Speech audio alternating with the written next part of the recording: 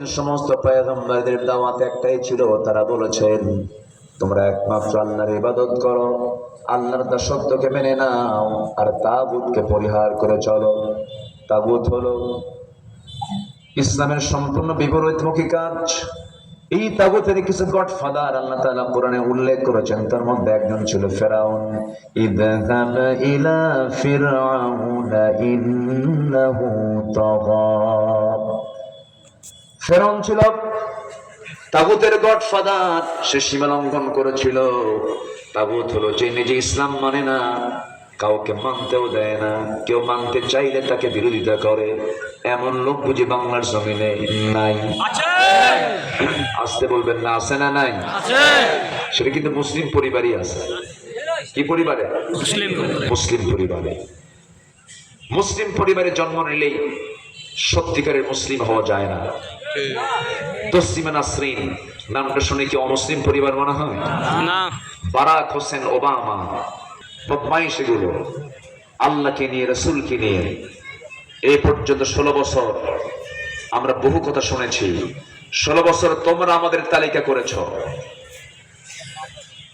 সম্প্রতি এই তো 1 বছর আগের কথা, 1.5 বছর আগের কথা, এই কালামানিক বদমাইশ সে নিজে দপ্তরে বুক উঁচু করে বলে আমি সাইদি নিজে ফাঁসির রায় দিয়েছি।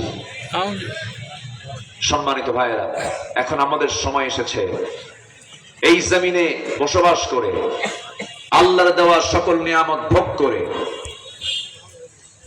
বিস্তৃত জমিনের সকল নিয়ামত ভোগ করে, আল্লাহর দেওয়া সাত আকাশ ব্যবহার করে, আল্লাহর দেওয়া নিয়ামত সূর্যের আলো ভোগ করে, যারা আল্লাহকে মানে না, রাসূল, ঠিক আছে কিনা বলেন? লিস্ট করতে হবে, শত্রুকে সুযোগ দেওয়া যাবে না। গতকালকে জাতীয় পার্টির অফিস আগুন ধরিয়ে দেওয়া হয়েছে, জানেন কিনা আমি জানি না। বিগত 16 বছর যত অপকর্ম করা হয়েছে তার পেট্রোলাইজ করেছে হলো জাতীয় পার্টির এই ধ্বজভঙ্গ দল। ঠিক কিনা? কথা বললেই তো আমরা দোষী হয়ে যাই, কিন্তু মুনাফিককে চেনা দরকার। এই 16 বছর কিছু কাঠমোল্লা হুজুর ওই বিগত সরকারের বহু প্রশংসায় পঞ্চমুখ তারা ছিল, বহু দালালি করেছে তারা, ওদের অবশ্যই মুখ সম্মোচন করা দরকার। বাইতুল মুকাররমের খতিব 5 আগস্টের পরে নিখোঁজ সংবাদ, নিখোঁজ জন্য তৃষ্ণার্ত, পিপাসার্ত, সবার পানির জন্য ছটফটানি শুরু হয়ে গেছে। একজন গ্লাস ভর্তি পানি নিয়ে প্রথম জনের কাছে সে খাদেম এসে বলছে এই যে পানি, পানি পান করো। তিনি বলছেন না রে না, আমি যতটুকু ক্ষুধার্ত তৃষ্ণার্ত তার চেয়ে আমার পরের জনটাই বেশি তৃষ্ণার্ত, তার হাতে নিয়ে যাও। তিনি বললেন না, পরের জনের কাছে নিয়ে যাও। তিনি বললেন না, পরের জনের কাছে নিয়ে যাও। এরকম করে 1 জন 2 জন 3 জন 4 জন 5 জন করে 6ষ্ঠ জনের কাছে চলে গেছে। 6ষ্ঠ জন বলে দিলেন আমি যতটুকু তৃষ্ণার্ত তার চেয়ে বেশি তৃষ্ণার্ত, প্রথম জনের কাছে তুমি গিয়েছিলে তার কাছে আবার পানি নিয়ে চলে যাও। প্রথম জনের কাছে পানি নিয়ে চলে যেতেই দেখা গেল প্রথম জন দুনিয়া থেকে বিদায় নিয়েছেন। একজন আরেকজনকে প্রাধান্য দিতে গিয়ে, একজন আরেকজনকে সহযোগিতা করতে গিয়ে দুনিয়া থেকে বিদায় পর্যন্ত হয়েছেন। আমার বন্ধু আল্লাহ রাব্বুল আলামিনের জন্য তাদের ক্ষেত্রে বলেছেন ইন্নাল্লাহা ইউহিব্বুল্লাযীনা ইউকাতিলুনা ফি সাবিলিহি সাফফান কাআন্নাহুম বুনয়ানুম মারসুস। জোরে বলুন আল্লাহু আকবার। আল্লাহ রাব্বুল আলামিন ওই সমস্ত বান্দাকে সবচাইতে বেশি ভালোবাসেন যারা ভ্রাতৃত্বের বন্ধনে আবদ্ধ হয়ে দিলের সঙ্গে দিলটা লাগায় দিয়া, যারা সীসা ঢালা প্রাচীরের মতো একতাবদ্ধ হয়ে, সীসা ঢালা প্রাচীরের মতো মজবুত হয়ে, যারা আল্লাহর দিন কায়েমের জন্য, যারা আল্লাহর পথে যারা সংগ্রাম করে, আল্লাহ তাদেরকে বড় ভালোবাসেন। জোরে বলি সুবহানাল্লাহ। সম্মানিত ভাইয়েরা, একটু টের পাচ্ছেন মনে হয় হঠাৎ করে এই আবহাওয়ার পরিবর্তনের কারণে ঠান্ডা গরমে বুকে কফ জমে গেছে, দীর্ঘ শ্বাস নিতে আমার কষ্ট হচ্ছে একটু। তো আমার জন্য দোয়া করবেন না সবাই? ইনশাআল্লাহ। দোয়া করবেন না? আমরা যে অসুস্থ হই এটা মানুষ বিশ্বাসই করে না। ডাক্তার কেন অসুস্থ হবে? ডাক্তার যদি অসুস্থ হয় কেন? ডাক্তার কেন রোগী হবে? আমাদের তো একটা জীবন আছে, আমরা অসুস্থ হয়ে যাই। এরকম গত বছর একটা দিন আমি খুব অসুস্থ, মাহফিলে যেতে পারবো না। বললাম ভাই আমি মাহফিলে যেতে একদম পারবো না, আমি খুবই অসুস্থ, আমি শয্যাশায়ী বিছানায় পড়ে আছি।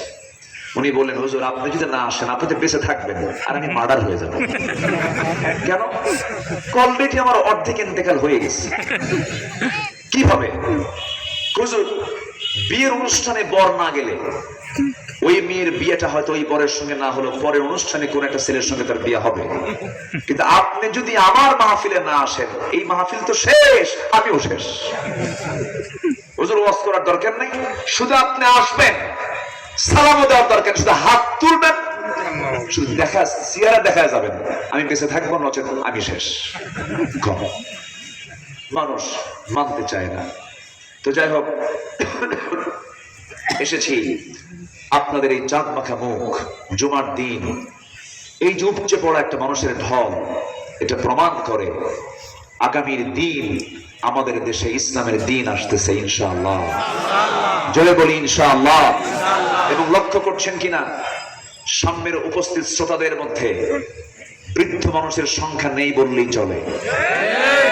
এই তারুণ্য, এই যুব সমাজ, তারা কিন্তু এই যে অনলাইনে যে শুধু যে অ্যাক্টিভ থাকে তা না, তার বড় প্রমাণ হলো জুলাই আগস্টের সে আন্দোলন, ঠিক কিনা বল?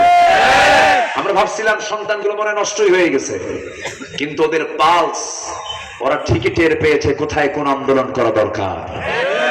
ওরা ঠিকই বুঝে নিয়েছে জাতির নেতৃত্ব আমাদেরকে দিতে হবে। সব নেতৃত্বকে হার মানিয়ে তারা বিজয়ের পথে ছিনতাই করে নিয়ে এসেছে। বলেন, তারা ছিনিয়ে নিয়ে এসেছে। কারণ অধিকার কেউ দিতে চায় না, অধিকার আদায় করে নিতে হয়। আল্লাহ তুমি যুবকদের ভিতরে ইসলাম ঢুকায় দাও, জোরে বলি আমিন, আরো জোরে আমিন, আরো জোরে আমিন। সম্মানিত ভাইয়েরা, বহু কথা আছে, সময়ও আছে, সময় যে নাই তা না, সময় আছে। আমি আস্তে আস্তে করে বলছি, আমাকে সময় দিচ্ছেন তো নাকি? বলি ইনশাআল্লাহ, বলি ইনশাআল্লাহ। সম্মানিত বন্ধুগণ, তাহলে আমি এতক্ষণ ধরে যে কথা বললাম এর সামারাইজ টেনে আমি মূল বিষয়ের দিকে আস্তে আস্তে করে চলে যাচ্ছি। সেটা হলো আমি আপনি নাজাত পেয়ে যাব, মূল লক্ষ্য পূরণ করতে হবে। এই পৃথিবীতে আমার আসার মূল লক্ষ্য হলো আমি ইবাদত করব কার, এবং সকল নবীদের আহ্বান কার ইবাদত করো। আমাদের দায়িত্ব কার দাসত্ব করা, কার হুকুম মেনে নেওয়া। এক জায়গায় না সব জায়গায়, এক জায়গায় না সব জায়গায়। আমরা ইসলামকে শুধু নামাজের মধ্যে দেখতে চাই না, আমরা ইসলামকে শুধু মসজিদের মধ্যে দেখতে চাই না, ইসলামকে শুধু মাদ্রাসায় দেখতে চাই না, ইসলামকে শুধু হজের দিন দেখতে চাই না, ইসলামকে শুধু আমরা রমজান মাস দেখতে চাই না, ইসলামকে দেখতে চাই আমরা পার্লামেন্টে, ইসলামকে দেখতে চাই আমরা সচিবালয়ে, ইসলামকে দেখতে চাই আমরা প্রশাসনিক সমস্ত অফিসগুলোতে। সবাই রাজি আছেন তো? কিন্তু একটা পক্ষ রাজি নাই। আসিয়া আলাইহিস সালাতু ওয়াস সালাম ঈমান যখন এনেছেন, নিজের ঘরের মানুষ, যৌবন যার কাছে দেওয়া, জীবন যার কাছে দেওয়া, যার ওরস থেকে সন্তানের তিনি মা হয়েছিলেন, মজবুত পরিবার গঠন করেছেন, একটা রাষ্ট্রের রাষ্ট্রপতির বউ হওয়ার মর্যাদা পেয়েছেন। আপনারা বলুন তো, চেয়ারম্যান বড় না চেয়ারম্যানের বউ বড়? ভালো করে কন, চেয়ারম্যান বড় না চেয়ারম্যানের বউ বড়? বউ বড়। ওরে বউরে দেখে এত ভয় পান আপনারা? বউকে দেখে ভয় না পারলে পেলে তো সংসার হবে না। আমিও ভয় করি। আমার বন্ধুগণ, এত বড় সম্মানজনক পদ, রাষ্ট্রপতির স্ত্রী আসিয়া আলাইহিস সালাতু ওয়াস সালাম সব কিছুকে মাইনাস করে ফেললেন। দিনটা যখন গ্রহণ করলেন, ফেরাউন বলল, আসিয়া আমি তোমাকে সকল মর্যাদা দিয়েছি, প্রোটোকল দিয়েছি, সম্মান দিয়েছি, ইজ্জত দিয়েছি, আমার পরিবার ধ্বংস হয়ে গেল, তুমি কালিমা গ্রহণ করলে, আমি তোমাকে শেষবারের মতো ওয়ার্নিং দিয়ে দিচ্ছি, তুমি মুসার দিনটা ছেড়ে দাও, আমার পথে চলে আসো, নচেত আমি তোমাকে দুনিয়া থেকে বিদায় করে দেব। আসিয়া আলাইহিস সালাম বললেন, আমার স্বামী গো, সম্মান শ্রদ্ধা রেখে কথা বলতে চাচ্ছি, দুনিয়ার সব কিছু দিয়ে দেব, কিন্তু ঈমান নামক সম্পদ আমি কখনো বিক্রি করতে পারবো না। জোরে বলি আল্লাহু আকবার, জোরে বলি আল্লাহু আকবার। আমার দেশে এমন ফ্যামিলি আছে, একই দলে, একই পরিবারে, একই বাবার 4 সন্তান, 4টা ছেলে 4টা দল করে। তাহলে ওদের কি কোনদিন বিপদ হবে বলেন তো? 4 ভাই 4 দল করে, যে দল ক্ষমতায় আসে সেই দলে তো কমন পড়বেই। 4 দল থাকা মানে কি? ওদের কোনো বিরোধী দল নাই, ওদের কোনো বিরোধী দল নাই। বুঝে নিবেন, এগুলোই হচ্ছে মুনাফিক। এগুলো কি বলেন তো? আজ থেকে এগুলো কি বলেন? মুনাফিক। আমার বন্ধুগণ, আসিয়া আলাইহিস সালাম স্বামীকে সম্মানজনক কথা জানিয়ে দিয়ে বলছেন, স্বামী আমার, সব জায়গা আপোষ চলে, কিন্তু ইমানের কাছে কোনো আপোষ চলে না। আপনি আমাকে নিয়ে কি চিন্তা করছেন জানি না, তবে আপনি আমাকে যদি টুকরো টুকরো করে দুনিয়া থেকে বিদায় করে দেন, চূড়ান্ত সিদ্ধান্ত জানায় দিলাম, আমি দুনিয়া থেকে বিদায় হতে রাজি আছি, কিন্তু ঈমান ছাড়তে রাজি নই। চোখের সামনে আসিয়া আলাইহিস সালামের কন্যা সন্তানগুলোকে ধরে আনা হলো, টকবগে তেলের মধ্যে ফেলে দেওয়া হলো, ভাজা মাছের মতো দুনিয়া থেকে বিদায় করে দেওয়া হলো। শেষ পর্যন্ত বলা হলো, আসিয়া এখনো সময় আছে, তোমাকে কিন্তু দুনিয়া থেকে করাত দিয়ে চিরে 2 টুকরা করে দুনিয়া থেকে বিদায় করে দেওয়া হবে। আসিয়া বলছেন, স্বামী আমার, আমি আমার নাকের মধ্যে জান্নাতের ঘ্রাণ পেতেছি। জোরে বলি সুবহানাল্লাহ। জান্নাত রেডি হয়ে গেল। জান্নাত করাত নিয়ে কপালের কাছে যখন ঠেকিয়ে দিয়েছে, ফেরাউন শেষবারের মতো বলল, আসিয়া এখনো সময় আছে, তুমি কি করবে বলো। আসিয়া বলছেন, আমার স্বামী, আপনি যত শক্ত সিদ্ধান্ত নেবেন, আমি আমার সিদ্ধান্তে আমি তত মজবুত হয়ে যাব, আমার ঈমান তত পাকাপোক্ত হয়ে যাবে। করাত দিয়ে যখন তার কপালে যখন করাত স্টার্ট করে দেওয়া হলো, রক্তগুলো ফিনকি দিয়ে পড়ে। সূরা তাহরিমের তাফসীর এসেছে, সেই সময় আসিয়া আলাইহিস সালাম একটা দোয়া করেছিলেন, সেই দোয়াটার বয়স হলো 4000 বছর আগের দোয়া। কয় হাজার বছর আগে? 4000 বছর আগের দোয়া। সেই মুসা আলাইহিস সালামের সময় আসিয়ার মুখ থেকে এই দোয়াটা বের হয়েছিল। কোরআন নাযিল হয়েছে 1500 বছর আগে, কিন্তু আল্লাহ তাআলা 4000 বছর আগের সেই দোয়া কোরআনে কারীমের মধ্যে আল্লাহ রাব্বুল আলামিন কোট করে দিয়েছেন। জোরে বলি সুবহানাল্লাহ। তিনি কি দোয়া করেছেন? রব্বি বিনিলি ইনদাকা বাইতান ফিল জান্নাতি ওয়া নাজ্জিনি মিন ফিরআউনা ওয়া আমালিহি। আল্লাহ তাআলা, তুমি আমার জন্য বানায় দিবা একটা ঘর। কয়টা ঘর বলেন? জান্নাতে কি একটা ঘর থাকবে নাকি?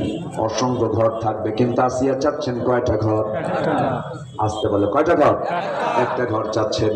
কিন্তু সেই ঘরটা চাওয়ার দেখেন কি কৌশল। আল্লাহকে কাছে পেতে গেলে কি চিন্তা তিনি করেছেন, আল্লাহ আমাকে তুমি শত শত ঘর দেওয়ার দরকার না, মাত্র একটা ঘর আমাকে দিবা, কিন্তু সেই ঘরটা হওয়া চাই তুমি আল্লাহ তোমার ঘরের দেওয়ালের সাথে। যেরকম সুবহানাল্লাহ, তোমার প্রতিবেশী আমি হতে চাই, তোমার ঘরের সাথে আমার ছোট্ট একটা ঘর তুমি আল্লাহ আমাকে বানায় দাও। ফেরাউনের অপকর্ম থেকে তুমি আল্লাহ আমাকে বাঁচায় দাও। 2 টুকরা হলেন, শহীদ হয়ে গেলেন, স্বামীর কথা শুনলেন না। কার মহব্বতে? ঈমান রক্ষায়। কার মহব্বতে? ঈমান রক্ষা এবং আল্লাহর মহব্বতে। ইব্রাহিম আলাইহিস সালাম বাবার কথা মানলেন না। কার মহব্বতে? আসতে বলেন, কার মহব্বতে? আল্লাহর মহব্বতে। এরপরে নূহ আলাইহিস সালাম আল্লাহকে মানলেন, সন্তানকে ছেড়ে দিলেন। ইন্নাহু লাইসা মিন আহলিক। সন্তান ঈমান আনলো না, তিনি বলে ফেললেন, এই সন্তান আমার